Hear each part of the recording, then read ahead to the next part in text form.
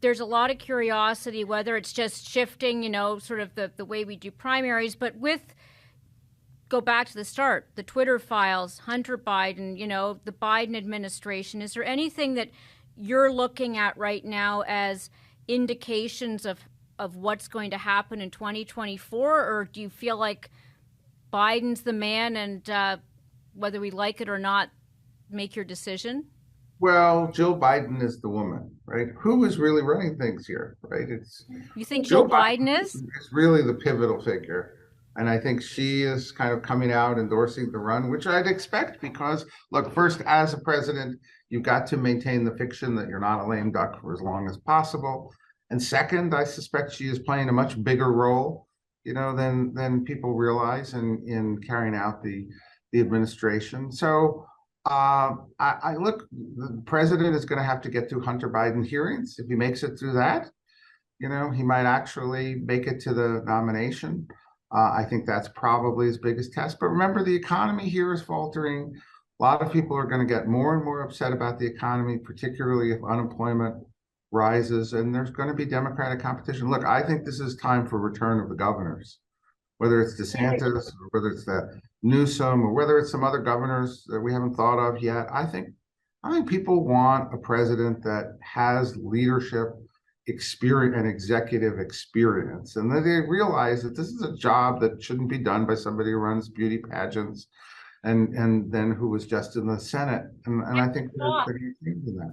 I'm shocked that you say Joe Biden. Are you seeing indications in the same way that like a Hillary Clinton was when she was first lady to Bill? Like what's making you think she's the power behind the power here? Well, because so many of the positions that Joe Biden's taken are so at odds with anything that he believed in his Such 50 as years in the what? Senate. So somebody's got to be driving that, and somebody's got to be talking him into that. And where he wound up here, which was pretty far from the center. Would there be any particular positions that come to mind? I'm just curious. I'm genuinely like, what positions are at odds with what you know to be his beliefs? Remember, his single bill that he did, that was his bill, was the crime bill. Mm. So every position he's taken on crime, on immigration, on some of I think he's continued to stick with his policy on Israel.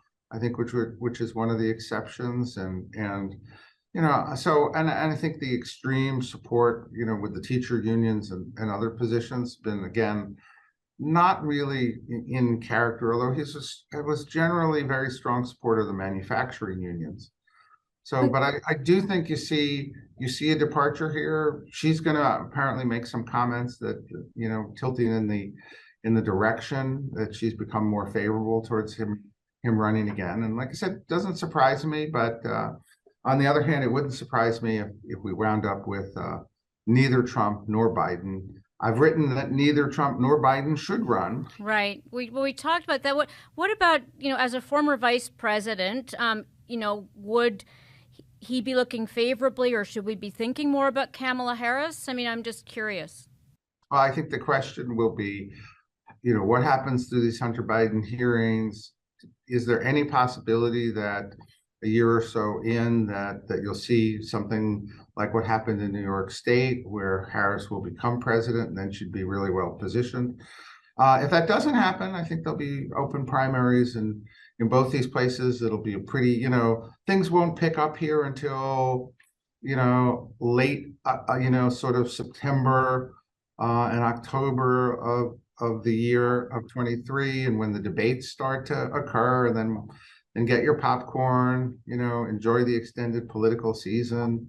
And I think the unpredictable will always come out of these things.